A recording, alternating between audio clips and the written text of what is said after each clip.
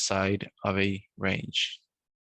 That's an unmitigated strong high, meaning even though there's an overall target up here, right? Price can give us a reaction. It gives a reaction, right? So again, be aware of that. And yes, you can take a short here, but that would be counter trend, right? Then wait, what are you going to target? You're going to target the internal range of this newfound range that just formed. And we just color on this newfound range that just formed, right? And then the overall target is still this. Nothing has changed. Okay. Now this is advanced. It's a little bit of advanced structure and stuff like that. That will be covered most likely either in the intermediate or advanced section. Pretty much going to the end of the intermediate course. So yeah, but be aware of obstacles. Okay.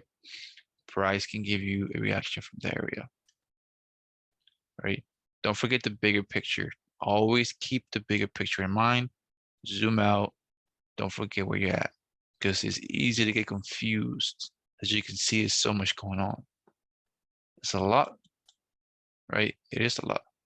But with time, it'll become simple and you'll be able to understand and build that confidence to be able to execute counter trend moves and pro trend moves. Okay. So now let's go into stop loss placement. We already know the stop loss placement for a direct entry, so we don't gotta talk about that. But if you're looking for a confirmation entry, let's say POI comes in here, liquidity, break structure, right? Inducement,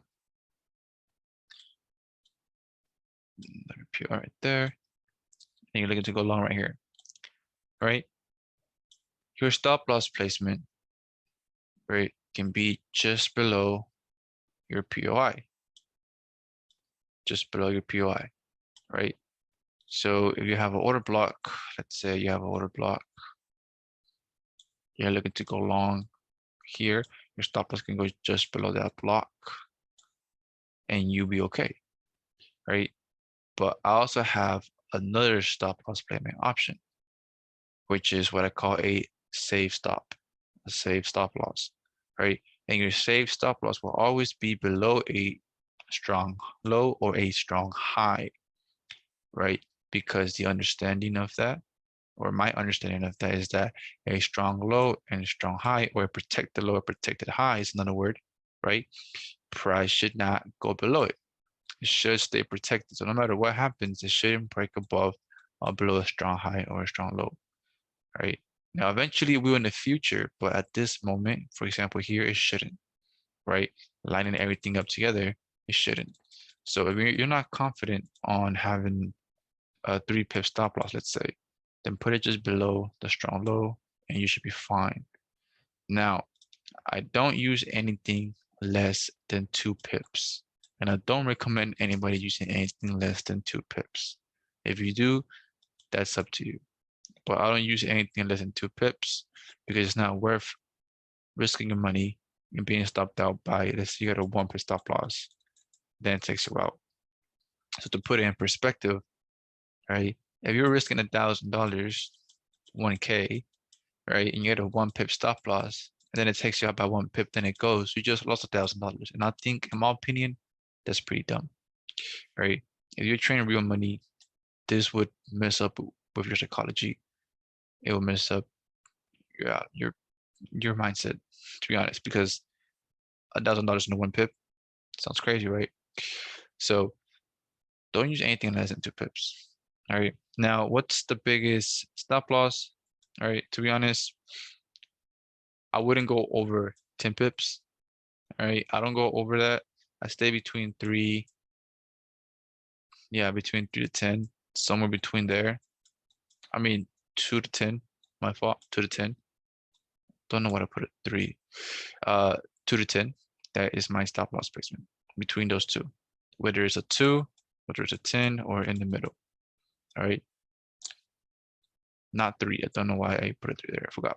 But yeah, between 2 or 10. Okay. So if this down here is a 6 pip stop loss, that's completely fine. It's okay. All right. Don't let the people on Instagram or YouTube or, posting their entry with 2 pip or 1 pip, that's them. Let them be. Right. You're here to make your money. You're here to be right. And you're here to understand your system, your strategy, and be consistent.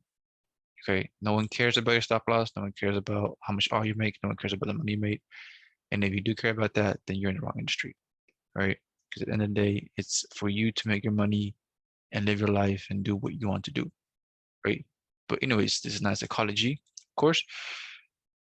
Right. However, anywhere from 2 to 10 is your stop loss placement. Safe stop loss will always be below strong low or above a strong high, right? And then the original stop loss placement would be just below or above a POI. Simple as that. All right. So we just covered partials, we covered TPs, and we covered stop loss placement.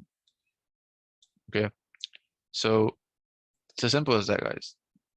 Right? Don't overcomplicate it. That's how we target. That's how we take partials. That's how we, par stop loss. Pretty straightforward. All right. Any questions? Let me know. But that is it for this. See you on the next one.